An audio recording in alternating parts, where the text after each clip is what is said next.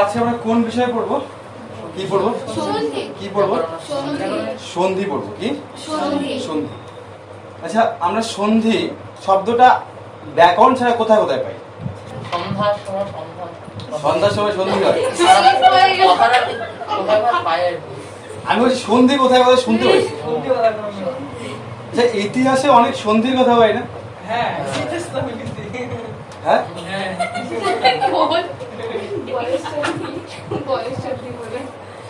পাচ্ছি কিনা?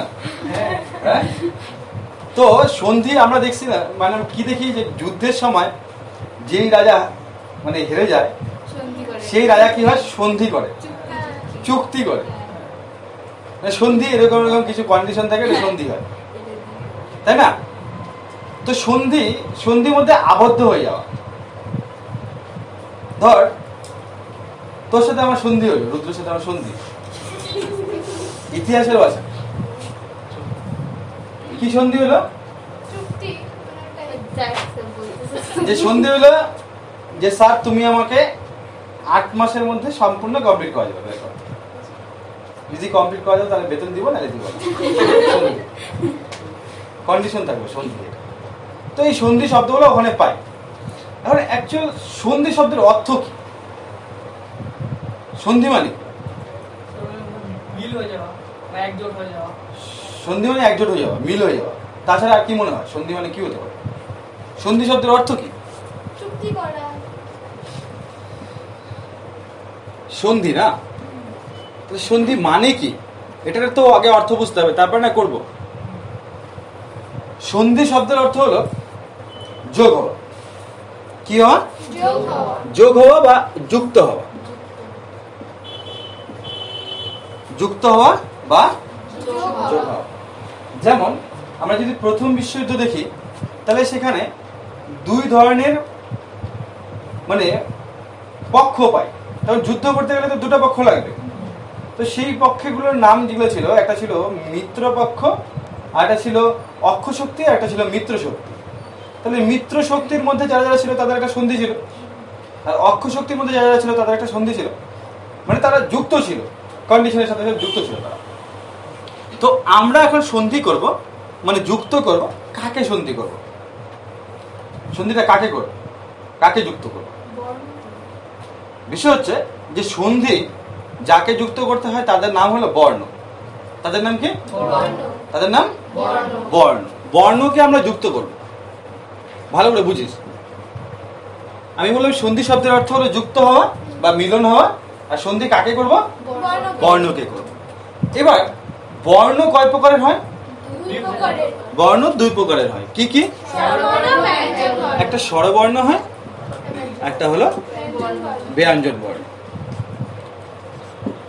বর্ণ 2 প্রকারের, স্বরবর্ণ, ব্যঞ্জন বর্ণ। সন্ধি শব্দের অর্থ যুক্ত হওয়া। এবার যুক্ত কাকে করব? বর্ণকে। আর বর্ণ 2 প্রকারের হয়, স্বরবর্ণ আর ব্যঞ্জন বর্ণ। তাহলে যদি আমরা সন্ধি কয় ভাগ প্রকার কি বা কিভাবে করতে হয় এসব যদি নাও আলোচনা করি, তাও একটা ধারণা আছে যে বর্ণ যেহেতু 2 প্রকারের হয় তাহলে 2 ধরনের সন্ধি হতে পারে। 2 ধরনের সন্ধি হতে পারে। একটা কি? একটা স্বরসন্ধি, একটা হলো ব্যঞ্জন সন্ধি। কিভাবে বুঝতে পারলাম? যেহেতু যাকে সন্ধি করবো তারা তো 2 ভাই। কি স্বরসন্ধি, স্বরবর্ণ আর ব্যঞ্জন বর্ণ, আর এদেরকেই তো সন্ধি করতে হবে। তো সন্ধি 2 প্রকারের। ভালো করে বোঝো বিষয়টা। সন্ধি 2 প্রকারের হয়। সন্ধি 2 প্রকারের হয়। কি কি? একটা হলো স্বরসন্ধি, স্বরসন্ধি, একটা হলো ব্যঞ্জন সন্ধি।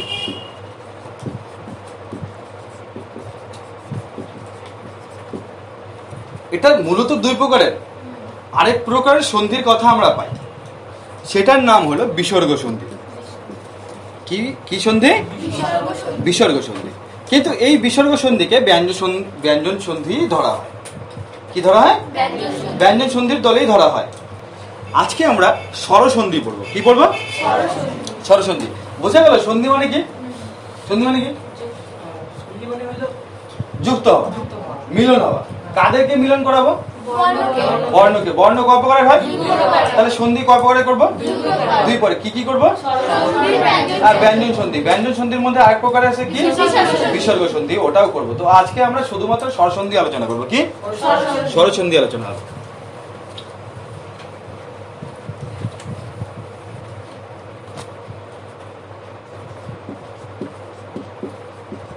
স্বরসন্ধি। তাহলে স্বরসন্ধি করতে গেলে কাদেরকে নিয়ে আসতে হবে? কোন বর্ণগুলোকে? স্বরসন্ধি করতে গেলে কোন বর্ণগুলোকে নিয়ে আসতে হবে? স্বরবর্ণ। স্বরবর্ণ কি কি আগে লিখে দিই। স্বরবর্ণ কি কি? অ, আ, ই, ই, তারপর উ, তারপর উ, তারপর তারপর কি? রি, রি, লি, এ, ওই, ও, ও। এই কটা হলো আমাদের স্বরসন্ধি। এদেরকে নিয়ে করব। এরা কোন বর্ণ? স্বরবর্ণ। তো প্রথম তো আমি বললাম যে সন্ধি শব্দের অর্থ কি? সন্ধি শব্দের অর্থ হলো যুক্ত করা। যুক্ত করা। তো সন্ধির সংজ্ঞা আমরা এভাবে বলতে পারি যে সন্ধি যদি কাকে বলে, কেউ যদি জিজ্ঞাসা করে যে সন্ধি কাকে বলে, তাহলে আমরা এইভাবে বলতে পারি যে যখন দুটি বর্ণ যুক্ত হয় বা মিলন হয় তাকে সন্ধি বলা হয়। কি বলবো? যুক্ত হবে বা মিলন হবে।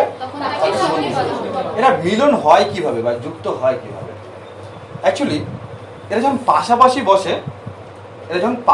বসে খুব কাছে চলে আসলে এরা মিলন হয়, খুব কাছে আসলে এরা যুক্ত হয়ে যায়। মানে উচ্চারণ, আমরা যখন উচ্চারণ করব তখন এরা যুক্ত হয়ে যায়। যেমন আমি যদি তোকে বলি গণ যোগ ইস, আমি বললাম গণ ইস, এটা বল তুই তাতে। গণ ইস, গণ ইস, গণ ইস, গণ ইস, গণ ইস, গণেশ, এবার গণেশ চলে আসবে। গণ ইস, গণেশ, গণেশ, গণেশ, গণেশ, বল তুই 10 বার বল, দেখবি গণেশ চলে আসবে। তার মানে গণর যে অকার ছিল গ ন, এর যে অকার আর এদিকে ইসের ই, এই দুটা যেহেতু আমি উচ্চারণ করতেছি, এরা যখন কাছে চলে আসবে মানে উচ্চারণটা যখন তাড়াতাড়ি হয়ে যাবে। আবার যদি এরকম করে গণ ইস, তার মানে ইসকে দূরে সরাই দিলাম, এই বর্ণকে দূরে পাঠিয়ে দিচ্ছি। গণ ইস, অ ই, অ ই। এবার গণ ইস, এটাকে যদি একটু তাড়াতাড়ি করি, গণ ইস, গণ ইস, গণেশ, গণেশ, গণেশ, গণেশ এসে বলবে। মানে এদেরকে যখনই কাছে নিয়ে যাব তখনই যুক্ত হয়ে যাবে। বোঝা গেল? যদি বলি যে এই দুটাকে যুক্ত কর, দূরের থেকে যুক্ত করতে পারবি? কি করতে হবে? কাছে আনতে হবে। যখন উচ্চারণে খুব তাড়াতাড়ি আমরা উচ্চারণ করি, যখন কাছাকাছি চলে আসে তখন এটা যুক্ত হয়ে যায়। কারা যুক্ত হয়? বর্ণগুলি। কটা বর্ণ যুক্ত হয়? দুটা বর্ণ। তার মানে সন্ধি করতে গেলে কটা বর্ণের দরকার? দুটো বর্ণের দরকার। তো আমরা কোন সন্ধি করবো এখন? স্বরসন্ধি। তো সন্ধির সংজ্ঞা কি বললাম? যে দুটি বর্ণের মিলনকে আমরা সন্ধি বলি। সন্ধি কয় প্রকারের হয়? দু প্রকারের মূলত হয়। কি কি? স্বরসন্ধি, ব্যঞ্জন সন্ধি। আরেক প্রকারের সন্ধি আছে বিসর্গ সন্ধি, সেটা ব্যঞ্জন সন্ধির মধ্যেই পড়ে। তো প্রথম সন্ধি আমরা আলোচনা করব স্বরসন্ধি।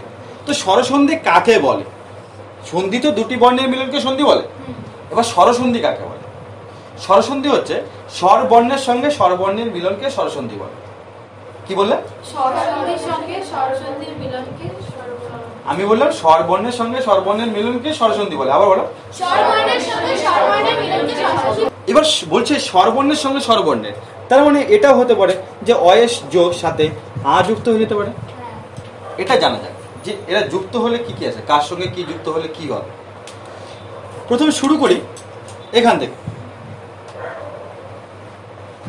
এখান থেকে এতটুকুর মধ্যে একটু ভালো করে দেখতে হবে যে আমরা যখন বলছি অ, তারপরে একটা ওর দাদা দাঁড়ায় আছে, কি আছে?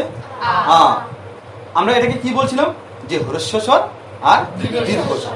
হ্রস্বস্বর মানে কম উচ্চারণ হবে, কম সাজবাড়ির প্রয়োজন হবে, আর দীর্ঘস্বর মানে দীর্ঘ সাজবাড়ি।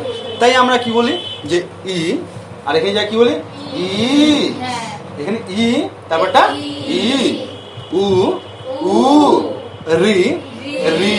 কিন্তু এসবের ক্ষেত্রে কিন্তু এমন দেখি না। এসবের ক্ষেত্রে দেখি কি? দেখি না। এখান থেকে এতটুকুর মধ্যে মানে 8টা বর্ণের মধ্যে আমরা প্রত্যেকটার একটা করে দাদা পাই।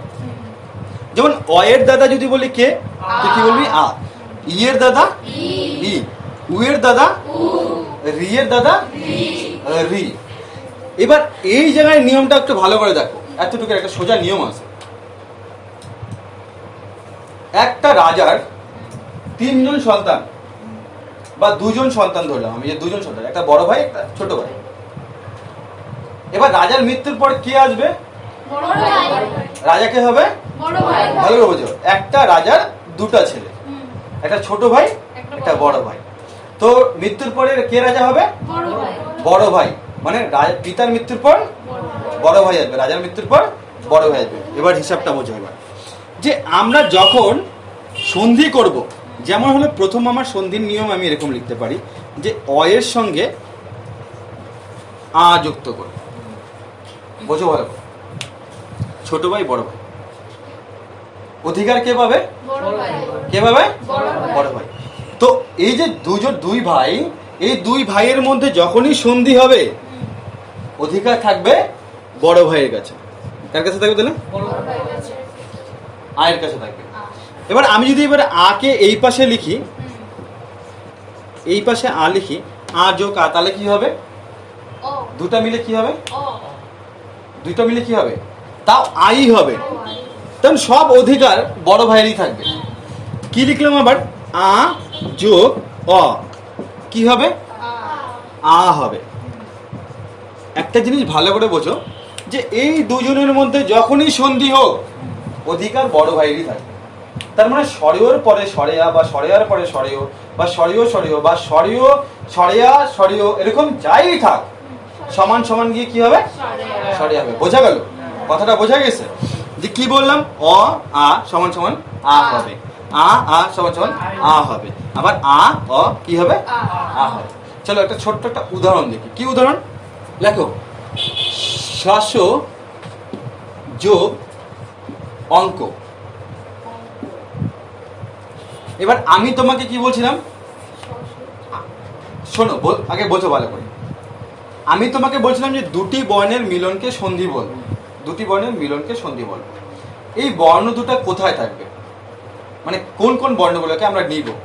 তখন এখানে যদি আমরা দেখি শস, তাহলে এখানে কোথায় বর্ণ আছে? এখানে তো অ তুমি দেখতেই পাচ্ছ, অ তো দেখা যাচ্ছে যে অ পাচ্ছি, কিন্তু এটার মধ্যে অ কোথায় আছে? কি এটার মধ্যে আছে কি? নাই তো, ঠিক না? তো আমি সন্ধি করব কিভাবে? আমি কোন সন্ধি করতেছি? আমি সরসন্ধি করতেছি। সরসন্ধির নিয়ম লিখলাম যে এই 2 জনের মধ্যে যাদের মধ্যে সন্ধি হবে তারা আ হবে। কিন্তু আমি যখনই উদাহরণ একটা লিখতেছি শস যোগ অঙ্ক, এখানের মধ্যে অ বা আ এসব কোথায় পাবে? কিন্তু কিছু নেই। অ একটা পাওয়া গেছে, অ একটা পাওয়া গেছে এখানে, যদি এই যে অ পাওয়া গেছে, কিন্তু সামনে অ যোগ অ এটা মিলেও আ হবে, ঠিকই আছে, কিন্তু একটা অ পাচ্ছি, কিন্তু এই প্রথম অ কোথায়? এখানে তো অ নেই। বোঝো ভালো করে, এগুলোকে পদ বলা হয়। কি বলে? পদ। তাহলে এখানে কটা পদ আছে? সন্ধি কটা পদের মধ্যে হয়? 2টো পদের মধ্যে। 3টাও হতে পারে, আমরা 2টো শিখি আগে। তাহলে এখানে 2টো পদের মধ্যে সন্ধি হচ্ছে।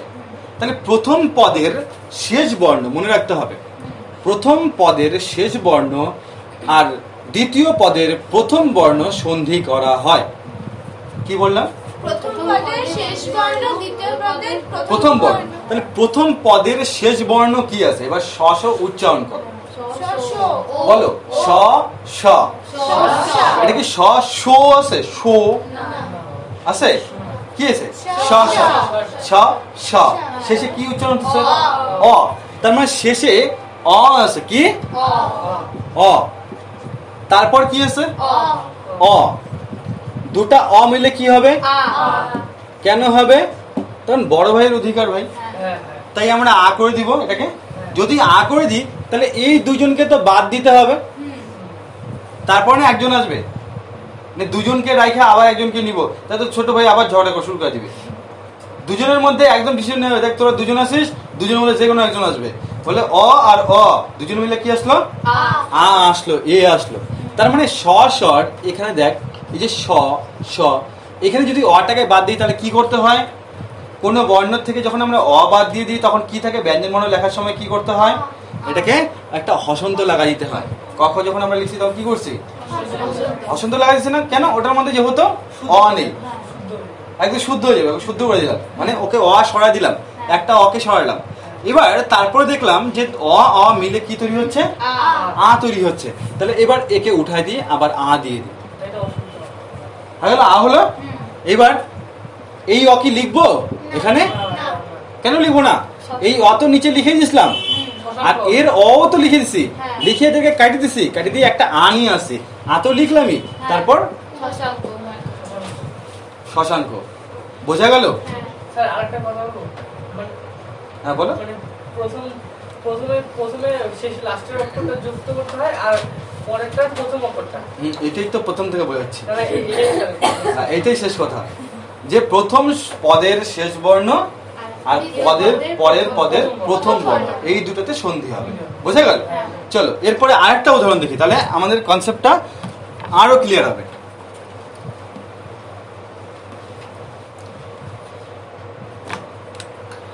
এখানে আমরা লিখি বিদ্যা যোগ আলয়, বিদ্যা যোগ আলয়। আমি কি বলছি, যে দুটা যখন পদ থাকবে, এই যে প্লাস এটা দিয়ে সন্ধি করতে বলছে, এটা চিহ্ন সাইন মানে কি, যে যুক্ত করতে বলছে। এবার যুক্ত কিভাবে করব? প্রথম পদের শেষ বর্ণ আর পরের পদের প্রথম বর্ণ। এবার বিদ্যা, মুখে বলো বিদ্যা, কি আসছে, আ। দেখাও যাচ্ছে যে আই আছে, হ্যাঁ, তাহলে আটা আমি নিচে লিখলাম, লিখে দিলাম কিন্তু আটা।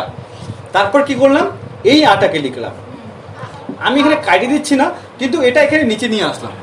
এবার আ মিলে কি তৈরি হবে, আই হবে, এদের সন্ধি যাই হোক বড় ভাই হবে, তাহলে আ হবে। তার মানে একটা আকার আসবে, একটা আকার আসবে দুটো মিলে। কোথায় আসবে?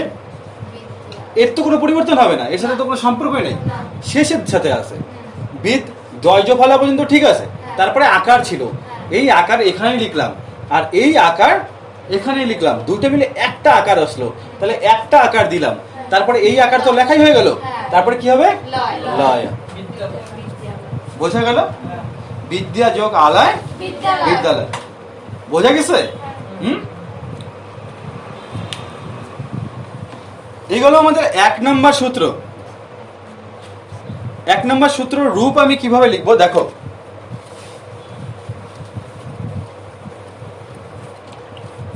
এক নম্বর সূত্রটা কিভাবে লিখবো, আমাকে অনেকগুলো সূত্র পড়তে হবে, তার মধ্যে 1 নম্বরটা আমি লিখবো যে অকার কিংবা আকার, এটা হলো কিংবা, হ্যাঁ, বা অথবা, অ অথবা আ, প্রথমে অ অথবা আ যাই থাকুক, তারপর যোগের পরে অ অথবা আ যাই থাক, দুটো মিলে সমান সমান দিয়ে কি হবে, আ হবে।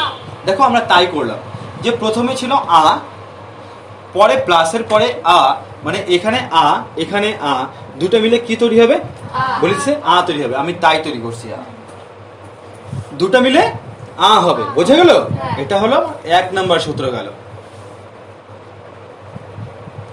এটা লিখে নাও 1 নম্বর।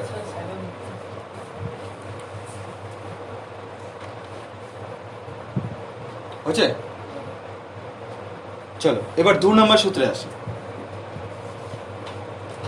2 নম্বর সূত্র ঠিক একইভাবে, এর দাদা কোনটা, ই, তাহলে এদের মধ্যে সন্ধি হলে কি হবে, কোনটা হবে, দাদা হবে না ভাই হবে, দাদাই হবে। তার মানে একইভাবে আমি লিখতে পারি যে রস্যই অথবা দীর্ঘই, প্রথমে রস্যই থাক অথবা দীর্ঘই থাক, পরে রস্যই অথবা দীর্ঘই থাক, দুটো মিলে কি হবে, কোন ইয়ে হবে, রস্যই না দীর্ঘই?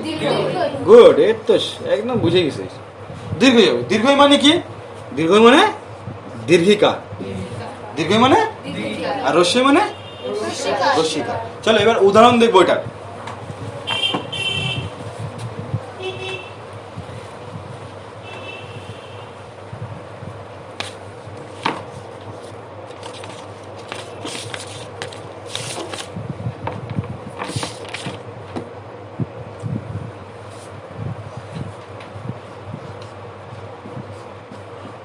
রবি যোগ ইন্দ্র। আচ্ছা এবার তোমরা বলো যে প্রথম পদের প্রথম পদের প্রথমটা নিব না শেষেরটা নিব? শেষের বর্ণ নিব। তাহলে প্রথম পদের শেষের বর্ণ কি আছে? কি আছে? ই আছে না? কোন ই আছে? রস্যই আছে, তাই তো? তাহলে রস্যই লিখলাম। পরের পদের প্রথম বর্ণ না শেষ বর্ণ?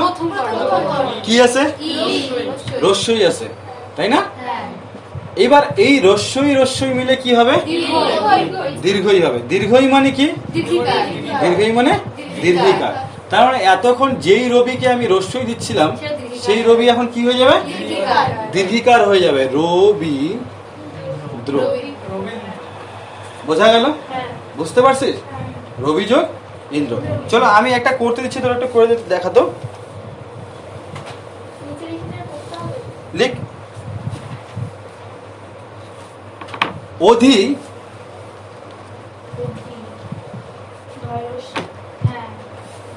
হ্যাঁ ধৈর্যশী অধি যোগ ঈশ্বর।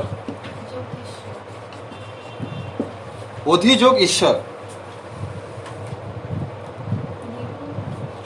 দীর্ঘই হবে। হ্যাঁ, ঈশ্বর মানে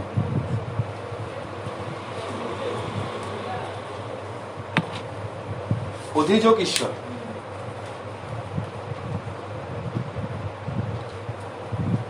হচ্ছে খুব তাড়াতাড়ি করো। বানান বলো, দাঁড়া সবাই করে নি তারপর বলো। বানান বলো, কি লিখছো?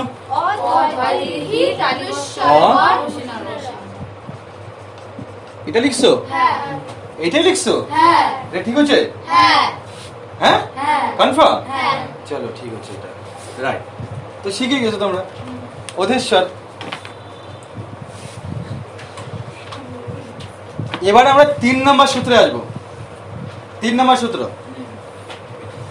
3 নম্বর সূত্র। 3 নম্বর সূত্র ছোট ভাই আবার বড় ভাই। তাহলে সবকিছুতে কি হবে? অধিকার কার থাকবে? বড় ভাইয়ের। তাহলে আমি লিখতে পারি কি যে রস্যু কিংবা দীর্ঘ প্রথমে যাই থাক, তারপরে ছোট ভাই অথবা বড় ভাই থাক, শেষে গিয়ে কি হবে? বড় ভাই মানে কি হবে? দীর্ঘই হবে। আচ্ছা, দীর্ঘ আমরা লিখি কিভাবে? দীর্ঘকার লিখি এভাবে, তাই না? দীর্ঘকার লিখি। আর রস্যকার তো জানি আমরা রস্যকার কিভাবে লিখি। এবার একটা উদাহরণ দেখব।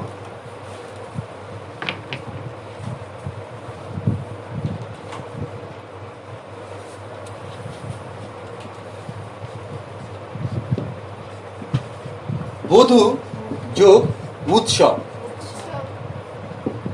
বধূ যোগ উৎসব। প্রথমটা কি আছে? প্রথমে শেষ বর্ণ কি আছে? কি আছে? দীর্ঘ, তাই তো? তারপরটা রস্যু। কি হবে দুটো মিলে? তাহলে শব্দটা আমি কি পাবো বলো? কি করব? ধয় কি করব? ধয় দীর্ঘ দেব। তারপর কি করব? কি করব? খণ্ডত্ব লিখবো। দন্তস্ব ব, তাই লিখবো তো? বাহ, গুড। আমার থেকে ভালো শিখে গেছে স্যার। এই ছিল আমাদের 3 নম্বর সূত্র। চলো এবার 4 নম্বরে যাব। 4 নম্বরে আবার একই ব্যাপার, তাই না? বড় ভাই ছোট ভাই। তাহলে প্রথম এখানে কি লিখবো সূত্রটা? এবার সূত্রটা তোমরা নিজে রাখো, লিখে আমাকে বলো সূত্র কি হবে এবার।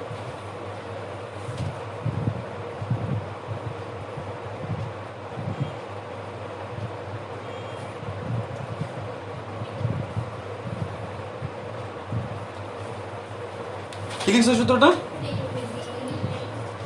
রি কিংবা দীর্ঘ রি প্লাস হ্রস্ব রি কিংবা দীর্ঘ রি কি হবে? দীর্ঘ রি হবে। দীর্ঘ রি কিভাবে হয়? কিভাবে হয়? এভাবে রিকার দিতে হয়, এভাবে রিকার।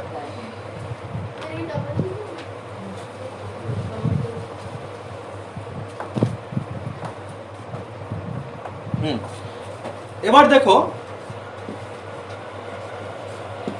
পিতৃ মানে রিকার, তাই তো? পিতৃ যোগ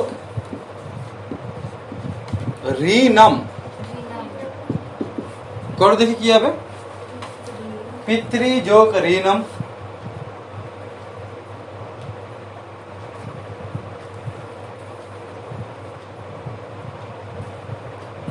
হচ্ছে কি লিখছো? বানানটা বলো।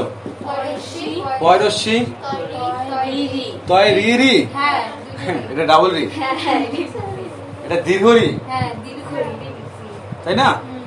তাহলে পিতৃ মধ্যাহ্ন পিতৃণম, এটা লিখছো? সত্যি তো? On god? আরে বাহ, চলো ঠিক আছে।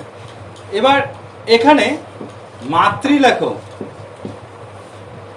করো দেখি এটা কি হবে। মাতৃনাম, বোঝা গেল? হ্যাঁ, সোজা ছিল না কঠিন ছিল? তাহলে আমরা কটা সূত্র শিখলাম? কি কি? ছোট ভাই বড় ভাই সূত্র কি ছিল? ছোট ভাই আর বড় ভাই। সন্ধি হলে কি হবে? কারটা রাখবে, কোন কারটার কথা রাখবো আমরা? বড় ভাইয়ের কথা রাখবো। তার মানে অ আর আ আসলে আ, ই আর ই আসলে ই, উ আর উ আসলে উ, রি রি থাকলে রি, যেটা দীর্ঘ রি।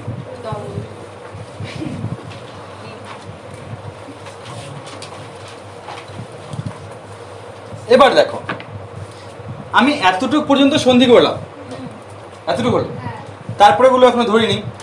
আর তারপরে প্রশ্ন হচ্ছে যে অ আর আ ধরলাম যে প্রথমে অ আর আ আছে, এবার যোগের পরে অ আর আ থাকবে, এর কোন গ্যারান্টি আছে?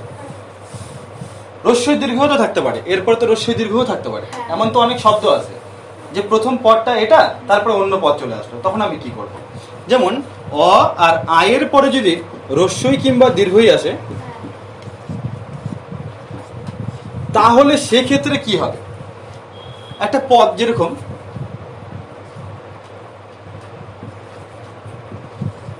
মহা যোগ ইন্দ্র,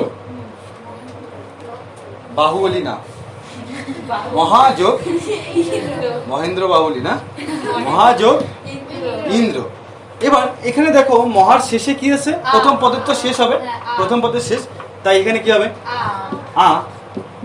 আর তারপরে প্রথমটা কি হবে? ই। দুটা মিলে কি হবে? আ আর ই মিলে কি হবে? দুটা মিলে একার হয়। কি হয়? একার। একার আমরা লিখি এইভাবে, দুটা মিলে এ হবে। এটা আমাদের 5 নম্বরের সূত্র, 5 নম্বর সূত্র। ভালো দেখে নাও, আগে দেখে নাও, তারপরে অকার কিংবা আকার প্রথমেই থাক, তারপরে রস্যই কিংবা দীর্ঘই থাক, দুটো মিলে কি হবে? একার হবে। তাহলে আমি এখানে কি করব? একার লিখব, মানে একার দিব। তাহলে এখানে ম হ লিখলাম, আকার তো আমি দিব না এখানে, তখন আকার তো সন্ধিতেই চলে গেল, যুক্ত হলো, যুক্ত হয়ে যেটা রেজাল্ট আসলো সেটা লিখবো। যে দুটা মিলে কি রেজাল্ট আসলো? একার আসলো। তাহলে হয়ের একার দিব, তারপর কি লিখবো? মহেন্দ্র। বোঝা গেল? চলো লেখো। এবার আরেকটা উদাহরণ লেখো। লেখো গণ যোগ ঈশহ, গ মূর্ধন্য,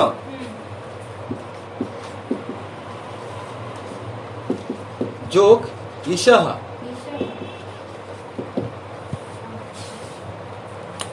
করোটা কি হবে? গণযোগ ঈশ কি হবে?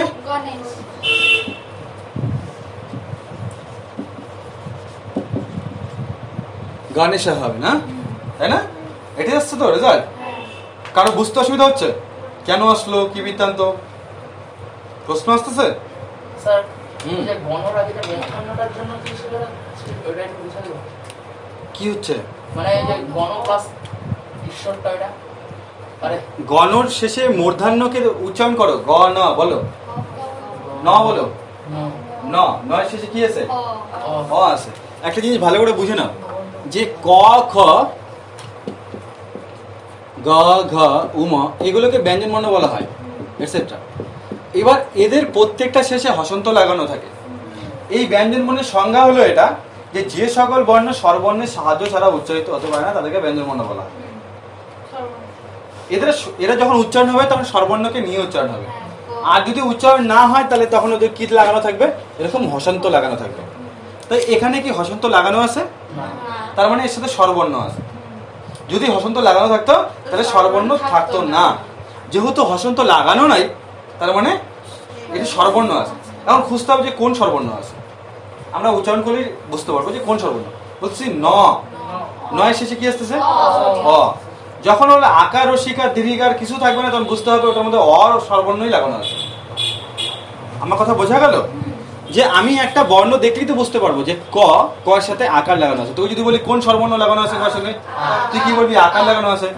যদি বলি এর সঙ্গে কি লাগানো আছে, কি বলবি? ই স্বরবর্ণ লাগানো আছে।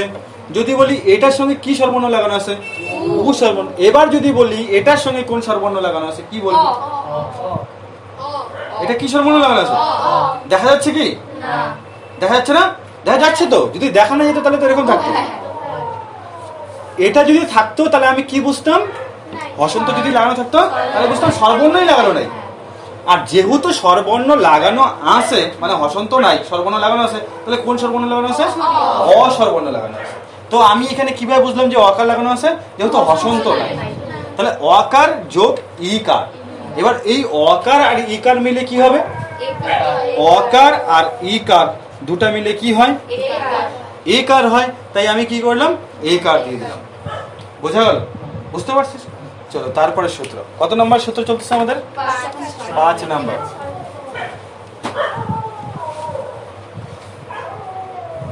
কুকুরগুলোর আবার কি হলো রে?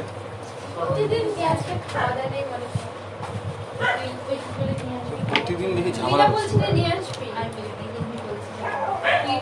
রুদ্র একটু বলে তো আমার ক্লাস হচ্ছে, সারা কিন্তু ডিস্টার্ব হচ্ছে, ওরা আসতে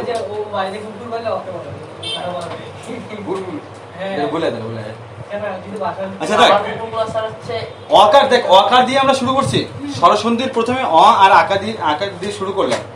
অ আর আ দিয়ে আমরা শুরু করে অ আর আ এর পাশে অ আর আ একবার লাগালাম, বললাম কি আ হবে। এবার অ আর আ এর পাশে রস্য দীর্ঘ লাগালাম, কি বললাম? একার হবে। তারপর এবার বাঁচলো কি, আর কি কি আছে? অ আর আ এর পাশে এই দুটো লাগাচ্ছি এখনো, তাহলে রস্য দীর্ঘ লাগাই। আচ্ছা, অ আর আ এর পরে রস্য দীর্ঘ যদি থাকে তাহলে সেক্ষেত্রে কি হবে? থাকতেই তো পারে। সেক্ষেত্রে আমাদের ওকার হবে। কি হবে? ওকার আমরা কিভাবে দেই? একার আর আকার, এটা ওকার হয়, তাই না? তো ওকার হবে। এবার উদাহরণ দেখি। সূর্য যোগ উদয়। হ্যাঁ, হবে কি হবে না? সূর্যোদয় হবে না। সূর্যোদয় হবে না কেন? বেক করছে না, তাহলে সূর্যোদয় হবে না। আচ্ছা দেখো ভালো করে, যার যার অসুবিধা হচ্ছে। আমি কি বলছি প্রথমটা? সূর্য। কি বলছি? ও বলছি ও। সূর্য, সূর্য, হ্যাঁ। সূর্য কি এটা? না, সূর্য। সূর্য, হ্যাঁ। অ হ্যাঁ। মানে ও না, ওকার থাকলে তো ওকারই থাকতো। সূর্য, এটা মানে শুদ্ধ উচ্চারণ হলে সূর্য, সূর্য না সূর্য। তো অ থাকে যেহেতু শেষে উচ্চারণে কি আসতেছে? অ। তার মানে অ যোগ উ দুটা মিলে কি হবে? ওকার হবে। তাহলে বাদ দিব কাকে কাকে? কাকে নিয়ে ঝামেলা আমার? আমার এদেরকে কাউকে নিয়ে ঝামেলা আছে? উপরে রেপ আছে না আছে কিছু আমার দেখার দরকার আছে? কিচ্ছু দেখার দরকার নেই। আমার কাকে দেখার দরকার? যে এর সাথে একটা স্বর লাগানো ছিল, স্বরটা কি ছিল? অ ছিল। ওকে আমি এখানে লিখে দিছি, হ্যাঁ ওকে লিখে দিছি। আর এদিকে উ ছিল। এই দুজনকে ঝামেলা ছিল, এই দুজনকে দিয়ে আমি কি তৈরি করলাম? ও তৈরি করলাম। ও কার আসলাম। এবার ও কার, তাহলে সূর্য উদয়, এটা কি হবে? ও কার এসে পড়বে মাঝখানে একটা। যদি ও কার চলে আসে তাহলে ও কার দিয়ে দিব। বোঝা গেল? সূর্যোদয়। আচ্ছা, অনেকের প্রশ্ন আসতে পারে যে স্যার এটা তো ওকার আসলো, আচ্ছা ওকারটা তুমি এই দয়ের সঙ্গে লাগা দিলা না কেন? এর সঙ্গে লাগাও কেন?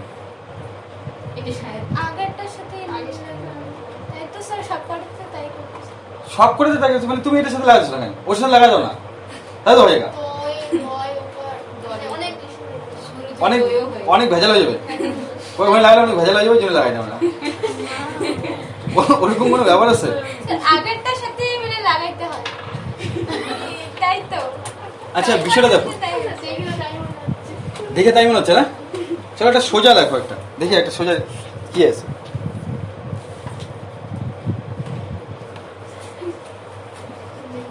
গঙ্গা গঙ্গা যোগ উদকম, গঙ্গা যোগ উদকম। দেখো ভালো করে বোঝো, তোমাদের প্রশ্নের উত্তর দিচ্ছি। দেখো আমি গ লিখলাম, হ্যাঁ এর সঙ্গে স্বর লাগানো আছে, হ্যাঁ তাহলে স্বপ্ন থাকতো। এটা লিখলাম, হ্যাঁ স্বর উঠাই দিলাম, স্বরটাকে নিয়ে আসলাম, এখানে আকার ছিল না, হ্যাঁ আকার এখানে নিয়ে চলে আসলাম, মানে আকার এর থেকে আলাদা করে দিলাম। আচ্ছা গঙ্গে লিখে আকারটা আলাদা করে, গঙ্গ আ হ্যাঁ আকার আলাদা করে দিলাম। এখান থেকে উ নিয়ে চলে আসলাম, হ্যাঁ উ, হ্যাঁ তাহলে ও থাকলো দ দ কম কম, হ্যাঁ তাই থাকলো না? হ্যাঁ থাকলো কি না? এবার এই দুটো মিলে কি তৈরি হলো? ও ওকার ওকার তৈরি হলো। তোমাদের কি বলা হয়েছে যে ব্যঞ্জন বর্ণ কখনো স্বর ছাড়া স্বর ছাড়া উচ্চারণ হতে পারে না। আচ্ছা দেখো তো, সন্ধিটা কার কার মধ্যে হচ্ছে? এটা হ্যাঁ আর এটা, হ্যাঁ মাঝখানে যেগুলা ছিল তারা মিলে একটা তৈরি করবে, হ্যাঁ মানে একটা স্বর তৈরি হবে। তার পাশে বর্ণ থাকলো ব্যঞ্জন বর্ণ, এটা আর এটা। এর মধ্যে কার স্বর আছে কার স্বর নাই? কার দরকার আছে স্বরে? কার দরকার আছে? দয়ের দরকার আছে? না এই যে গয় গয়ের দরকার আছে? হ্যাঁ গয়ের দরকার আছে কি? হ্যাঁ। কেন দরকার আছে? না গয়টা স্বর আছে না এখন কার দরকার আছে, মানে কার সাথে আছে? গয়ের দরকার আছে, গয়ের দরকার আছে। ব্যঞ্জন বর্ণ তো স্বর ছাড়া উচ্চারণ হতে পারবে না, না তো এবার আমাকে তো উচ্চারণ করতে হবে। হ্যাঁ তাহলে উচ্চারণ করতে গেলে আমি কাকে নিব, মানে কার স্বর দরকার আছে? এখন গয় গয়ের স্বর দরকার আছে, হ্যাঁ তাই ওকার কার সঙ্গে যুক্ত করব? গয় গয়ের সঙ্গে যুক্ত করবো না? হ্যাঁ এবার দয়ের সঙ্গে যুক্ত করতে যাবো, দয়ের সঙ্গে তো একজন জায়গা নিয়ে বসে আছে। ও হ্যাঁ দয়ের সঙ্গে কে বসে আছে? ও লাগানো আছে না? হ্যাঁ। তাহলে দয়ের সঙ্গে কি আমি যুক্ত করতে পারবো? না পারবো না, ওর সঙ্গে তো স্বর লাগানোই আছে, ওই জন্য আমি দয়ের সঙ্গে যুক্ত করতেছি না। তার মানে ওর সঙ্গে নিয়ে গেলে ভেজাল হয়ে যাবে, এরকম ব্যাপার না। আর ভেজাল হইতেও পারে, ওখানে একটা অবশ্যই আছে। কবে ভাই তুই কিরে যা। আর এখানে গেলে কি হবে? এখানে গেলে বলে হ্যাঁ আমি অপেক্ষা করতেছিলাম। তাহলে এবার ওকার এর সঙ্গে যুক্ত হয়ে যাবে, গঙ্গ দকম হয়ে যাবে। কি হবে? গঙ্গা হ্যাঁ